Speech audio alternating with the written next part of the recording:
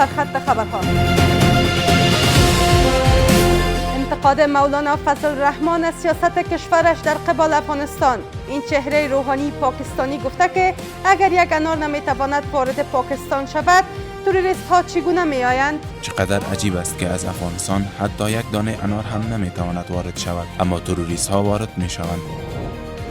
واکنش وزارت امر به معروف و گزارش اخیر سازمان ملل.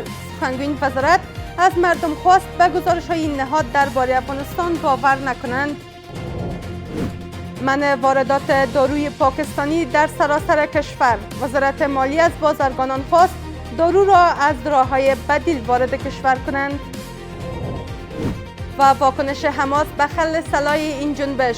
خالد مشعل رهبر سیاسی حماس درخواست خل سلاح را غیر قانونی دانست.